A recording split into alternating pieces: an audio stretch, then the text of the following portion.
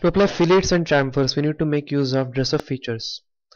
You can use this toolbar dress up features, or you can also access these commands through insert and then click on dress up features. We'll see first the edge fillet command. Click upon this button edge fillet and then select individual elements, the edges. To select individual edges, you need to change the selection mode to minimal and then select the edges. To select the entire contour, you could select tangency as the selection mode option. In this case, the entire edge will be selected. Like in this case, the entire edge is selected.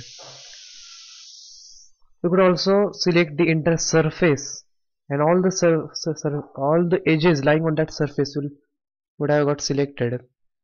Like in this case, I'm selecting this surface, so all the edges lying on this surface will be selected for applying the fillets.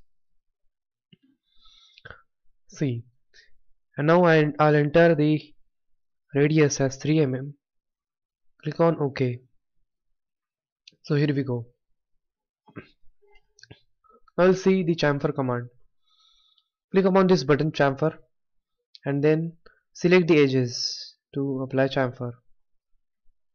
There are two options, length into angle and length into length. In length into length, you need to enter dimensions for both the lengths. In length into angle, enter dimension for one length and the angle. You can change the angle, you can reverse the angle by clicking upon this option or click on this arrow. Click OK, and here is the chamfer.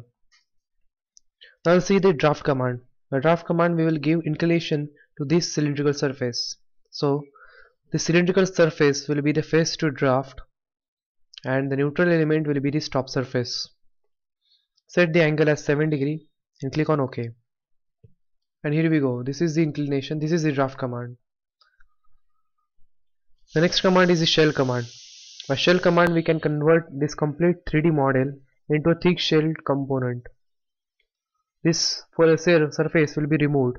So I click upon this shell button. I select this surface as face to remove. I enter the thickness as 2 mm and I click on OK. So here we go. This is the this is the shell component. The entire 3D component is gone and it is converted into a thick shell component. The next command is the thickness command. By thickness command, I can increase the thickness of this surface element. I enter the thickness as 3 mm. Click on OK. And here's the thickened portion. There is a difference between pad command and thickness command. If I had used pad command, then this contour would have got extruded in the normal direction. However, by the thickness command, the draft angle is maintained. So this is the difference between pad and thickness command. I'll see the thread command. Click upon this button thread and then select any cylindrical element. Like in this case, I will select this element. The thread dimension is automatically chosen as 10 mm. Standard that I am going to use is metric thin pitch.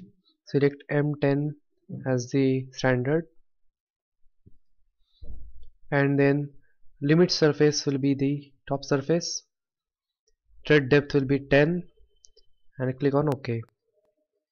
The threading may not be visualized right here in the part design workbench. However, the threading is there. You can visualize that in the other workbench, like if you draft this component, then you can easily see the threadings. So these are the dress up features, important dress up features.